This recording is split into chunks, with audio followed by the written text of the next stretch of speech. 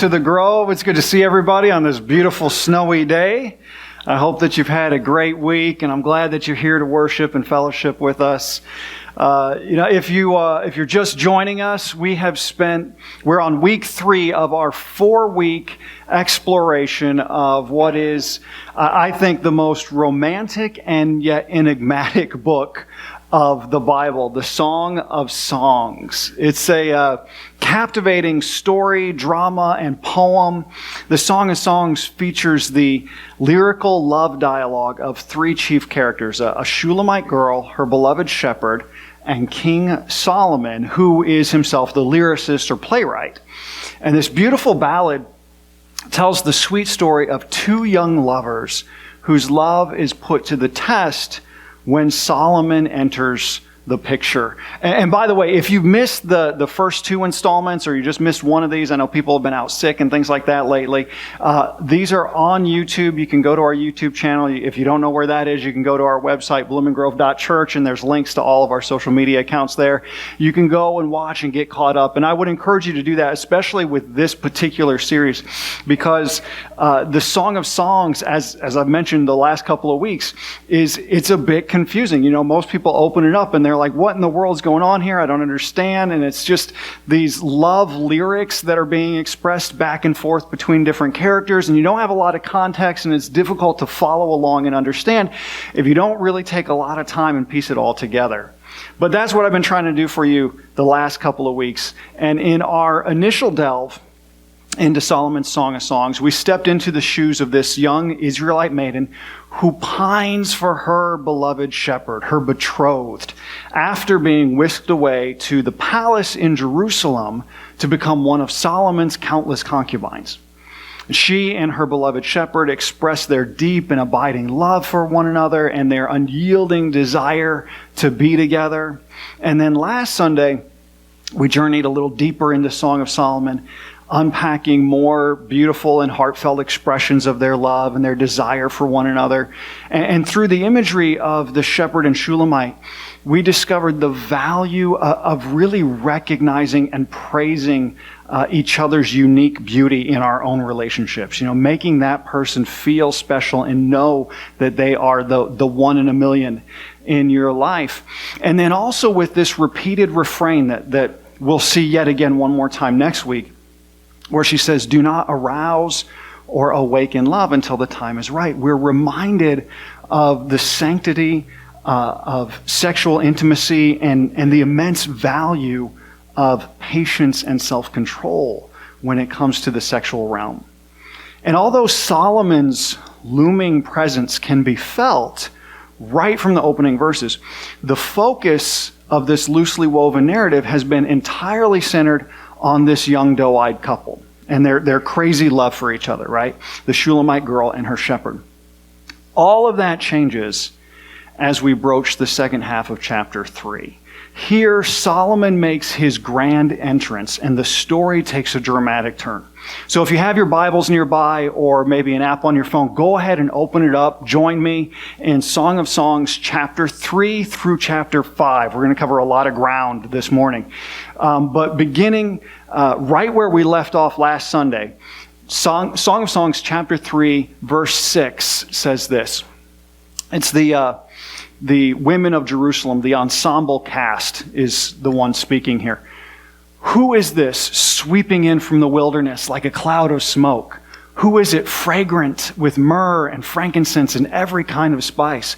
Look, it's Solomon's carriage surrounded by 60 heroic men, the best of Israel's soldiers.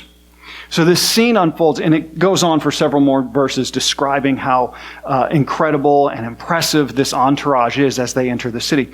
The scene unfolds with this whirlwind of activity as the citizens of Jerusalem anticipate the grand entrance of King Solomon. A cloud of dust billows up, obscuring the approaching procession and adding to the dramatic spectacle.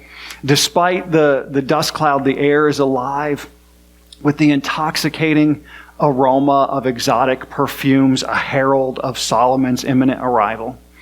Picture 60 mighty men armed to the teeth, their synchronized steps reverberating along the dusty road as they bear the weight of the royal carriage on their shoulders. And that's what's kicking up all the dust, is these men marching through the dusty streets. And atop this regal platform sits King Solomon, his very presence commanding attention and awe. It's a vision to behold, a symphony of sights, sounds, and scents that herald the arrival of royalty in all of its glory. So witnessing Solomon arrive wrapped in such splendor must have made the Shulamite maiden a bit anxious, maybe nervous. She could have even been a little bit starstruck, like seeing a famous celebrity or a head of state making their grand entrance. And just picture her heart pounding as she prepares to meet the illustrious King Solomon face to face for the very first time, surrounded by the opulence of his entourage. And this scene conjures echoes of Queen Esther's journey into royalty, thrust into the luxurious world of Persia's palace under similar daunting circumstances. You guys are familiar with the story of Esther, right? She was this young Hebrew maiden who was selected to become part of this contest, essentially, to determine who would be the next queen. And, King Xerxes had all these different women that he met with and finally selected Queen Esther to be his bride. But Esther was a young Hebrew girl of humble origins and found herself being whisked away by the royal guards of King Xerxes' harem. Much like that, our Shulamite maiden likely faced a similar fate in the presence of King Solomon. Like Esther, she may have undergone lavish beauty treatments, adorned with precious jewels and dressed in the finest attire, all in anticipation of a single night with the king that could change her destiny forever. And here is where the story finally catches up with the opening prelude, the first few verses, where we read back in verse 4, this is again the Shulamite girl speaking. She says, "Take me with you. Come, let's run. The king has brought me into his bedroom." Now, as we transition into chapter 4, this is where the story picks up. We step into the inner sanctum of the king's royal chambers. And like awkward eavesdroppers, we hear a sensuous soliloquy flowing from Solomon's flattering lips. Solomon's impassioned monologue all throughout chapter 4 unfolds like this vivid tapestry of adoration, just painting the Shulamite maiden with words as rich and colorful as the palace decor. He opens with this bold declaration in chapter 4, verse 1. "You are beautiful, my darling, beautiful beyond words." And then he repeats this sentiment several verses later in verse 7.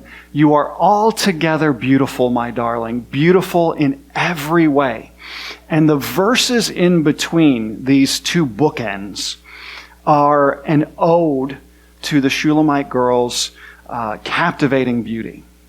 He starts, and if you're following along, you can follow, just trace this with your finger in the Bible. He starts by complimenting her eyes, partially hidden behind her veil. The long, soft strands of her hair remind him of a flock of goats gracefully streaming down the hillside. Not exactly the compliment that you and I would probably use. But that's all in verse 1. Next, he continues to praise her by admiring her smile, right?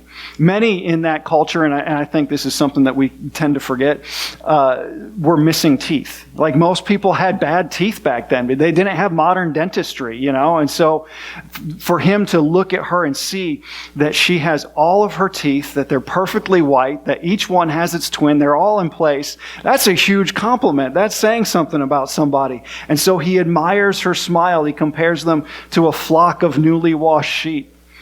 And of course, that's verse 2. Then, noting her smile, he also sees her lips. And he comments about how luscious red her lips are and how alluring and attractive they are to him. The same is true for her glowing cheeks, which he likens to rosy pomegranates behind her veil once again.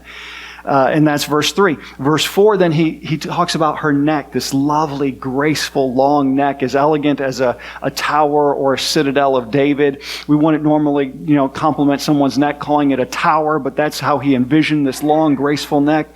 And he talks about the shields of 1,000 heroes surrounding the tower. That's referring to like the beautiful necklace or whatever that she's wearing, right? That she is adorned like one of those towers. And then you can tell already, okay, he's working his way down. You figured that out. So he starts with her eyes and her hair and her smile and her cheeks and her neck, and then he moves south. So as he does that, he praises her perfect and pronounced breasts, playfully referring to them as twin fawns of a gazelle. I'm not sure what that means. But that's what he says in verse 5. And he lingers here, because then he says in verse 6, until the day dawns and the shadows disappear, I will go to that mountain of myrrh and to that hill of incense. All right, so it's couched in very poetic language, but Solomon's meaning is pretty clear, right? You can follow along with me. He's comparing her breasts to twin peaks of incense and myrrh, and he promises to linger upon those majestic mountains all night long, right? Until the shadows disappear, until the sun comes up. That's what he's promising to do. And he continues to rave about her beauty and her charm. He says again in verse 9, you have captured my heart, my sister, my bride. Your lips are as sweet as nectar, my bride. Honey and milk are under your tongue. Now Solomon seems genuinely smitten by this radiant daughter of Israel. He even calls her his bride proleptically, indicating that he has chosen her to become one of his wives, which is a higher status than one of his concubines, right? And it's actually, this is unique. This passage here in chapter 4 where Solomon is speaking is the only place where the phrase bride is used. He calls her his bride multiple times. And that phrase was typically used similar to how we use it in our culture today. It was used leading up to, like prior to and on the day of a woman's wedding, right? She was referred to as the bride. Now, sometimes we'll speak of our wife as, oh, this is my bride or something, but we're speaking kind of past tense when we do that, right? This is the woman who married me. Same idea. So him calling her his bride is announcing to her that he's chosen her to marry him. But sensing the hesitancy on her part, he crafts another colorful metaphor rich with subtext. In verse 12, he says, my sister, my bride, you're like a locked up garden, like a walled in spring, like a closed up fountain. Here, Solomon seems to recognize that she's closed off to him. And perhaps he notices that she's been silent this whole time, right? Unlike her previous back and forth dialogue with her beloved shepherd, she returns none of Solomon's compliments. She doesn't express her love for him or her desire for him anywhere in this chapter like she had in the previous conversations and later conversations with her shepherd. But that doesn't slow Solomon's sexual advances. Gets a little bit racy here, verse 13, as if it wasn't already, right? Verse 13, your thighs shelter a paradise of pomegranates with rare spices. And he goes to list a few different types, like myrrh and other aloes and spices associated between her thighs. He's calling her delightful and longing to indulge in that decadent fruit. He says again, he follows up in verse 15, you are a garden fountain, a well of fresh water streaming down from Lebanon's mountain. Again, he's calling her both delightful and delicious, is how he describes her. And interestingly, this garden metaphor, including fountains and deer gracefully moving through it and everything, is a common sexual metaphor in Solomon's writings. We see it ironically, I think, in Proverbs chapter 5, verse 18 and 19, where he says, let your wife be a fountain of blessing for you. Rejoice in the wife of your youth. She is a loving deer, a graceful doe. Let her breast satisfy you always. May you always be captivated by her love. So this is his instruction to the men of Israel, to be captivated and fascinated and content with the wife of their youth, right? And he uses these colorful metaphors. But had Solomon followed his own advice here, he wouldn't be making moves on this young Shulamite girl who's already betrothed to someone else when he's got 300 plus wives and 700 concubines back home at the palace, right? So it's worth pointing out, though, that Solomon isn't exactly the villain of the story. He's just not the hero, right? He's the foil. He's the other guy in every romantic movie you've ever seen, right? He's rich and spoiled and arrogant and self-absorbed, but still handsome and debonair. He's the guy that you root against in these romantic comedies. And finally, the Shulamite girl speaks up. Okay, after all this pontificating by Solomon, she finally speaks, and we might expect her to fall back on that same refrain that she's already used twice. Do not awaken love until the time is right. But that endearing plea is conspicuously absent in this exchange. Rather, this is where the story takes an unexpected turn as she calls out in verse 16, "Awake, north wind, come, south wind, blow on my garden and let its sweet smells flow out. Let my lover enter the garden and eat its best fruits." Now, wait a minute. If you're invested in this story like I am, that's not the way this is supposed to go, right? I mean, is that saying what I think it's saying? In case there was any doubt, Solomon confirms it in the next verse. He replies, this is the start of chapter 5. "I have entered my garden, my sister, my bride. I have gathered my myrrh with my spices. I have eaten my honeycomb and my honey. I have drunk my wine and my milk." Now keep in mind, he just, in his previous monologue, described her as a locked up garden. He said that honey and milk were under her tongue and the myrrh and the spices were sheltered between her thighs. And now he's saying that he has entered her garden and he's had his fill of all its honey and its milk and its decadent spices. In other words, the deed is done. And this is where the choir, again, the ensemble chimes in verse 2. Or second half of verse 1, that is. "Eat, friends, and drink. Yes, drink deeply, lovers." They're being encouraged to enjoy this moment of intimacy. Now, while the actual sex scene is tastefully left out, it skips from him talking his way into her pants to him saying that he already got in there. The fact that they had sex couldn't be more clear. Like, that's clearly what's being communicated here. And for those of us that are rooting for this small town shepherd boy, we might be left asking why. Right? How did we get from "do not awaken love" to "awake, north wind"? Like, what happened there? Well, it could be that she was simply swept away by Solomon's smooth, seductive speech, swept off her feet, lost herself in the heat of the moment. That just seems a little out of character for the Shulamite girl, though.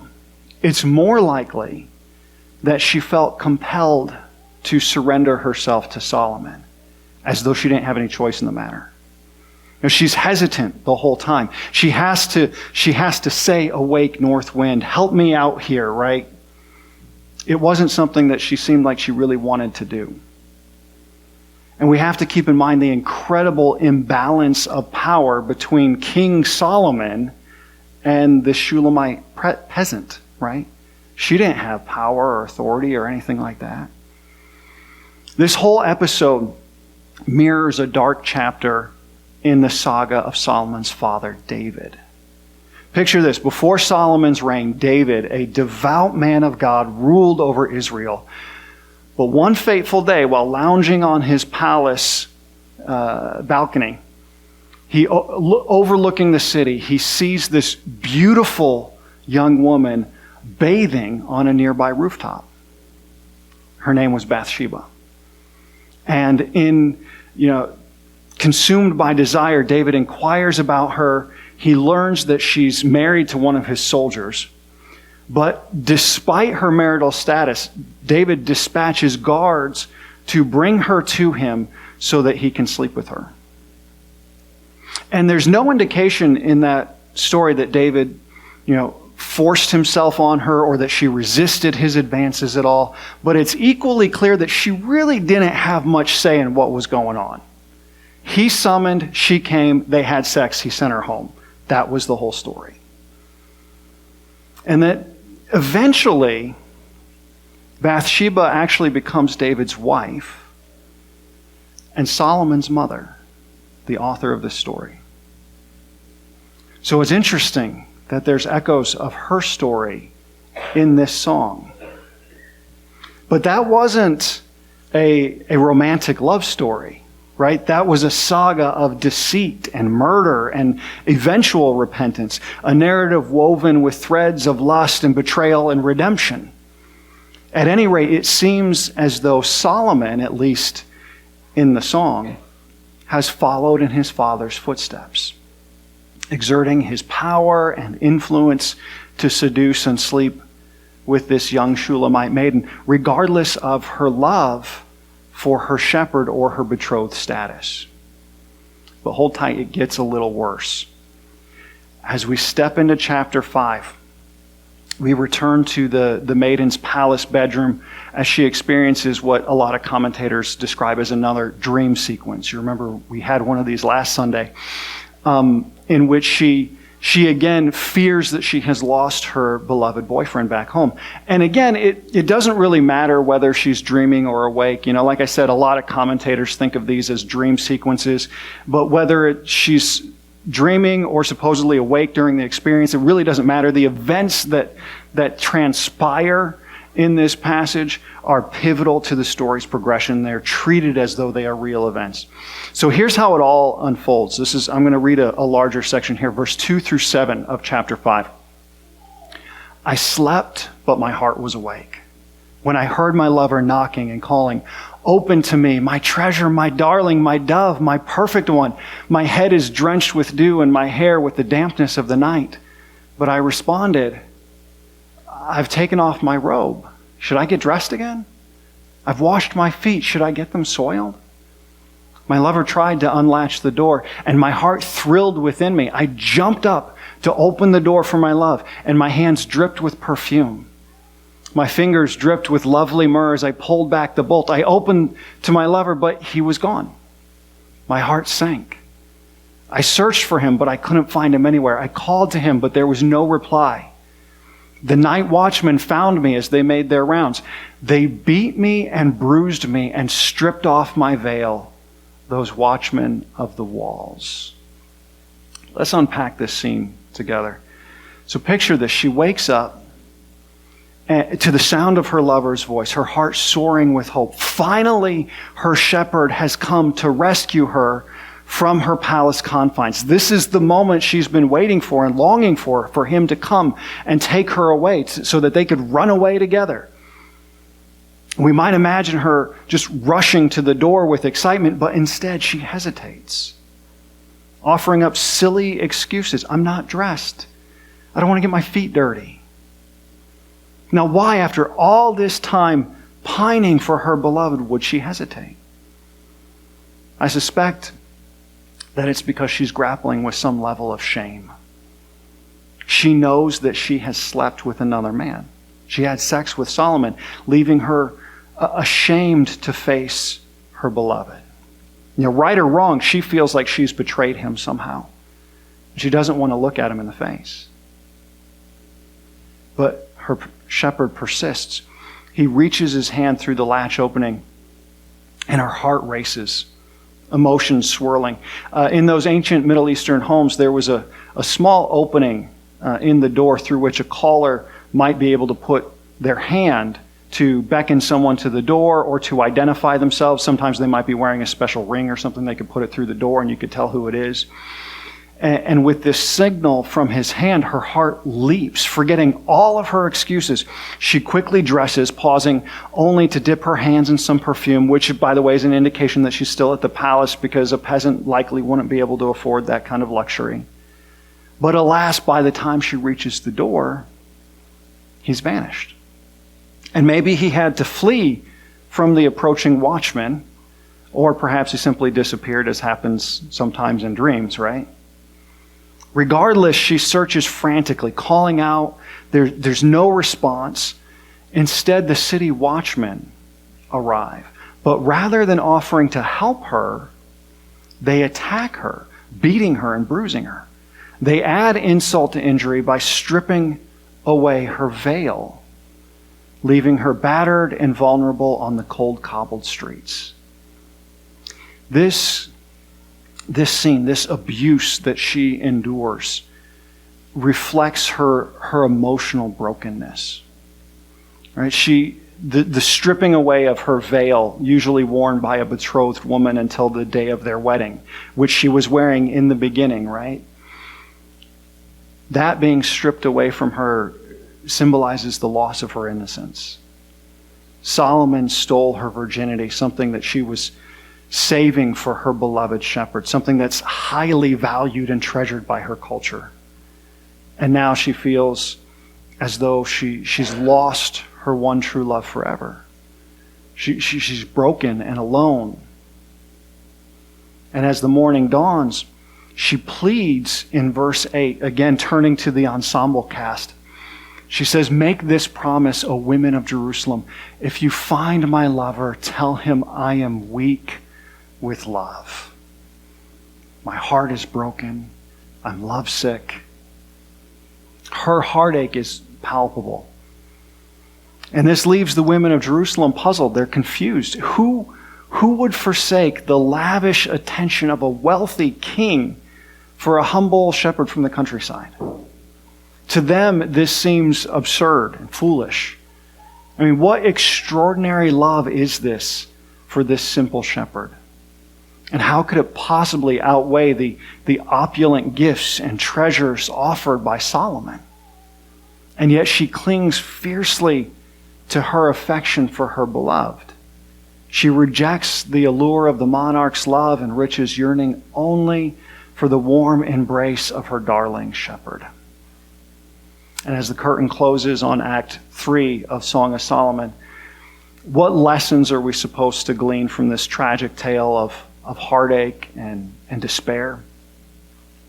Well, the Shulamite's seduction serves as a cautionary tale about the dangers of succumbing to temptation, to worldly influences, to external pressures, and the repercussions of straying from God's plan. Solomon's pursuit of the Shulamite girl ultimately leads to heartache and despair for both of them in the end, serving as a poignant reminder of the profound impact that our choices can have, not only on our lives, but on the lives of the people around us. It reminds us that sex is powerful, right? That it's not just casual, that it impacts people tremendously. And it leaves its mark with emotional and spiritual repercussions, good and bad.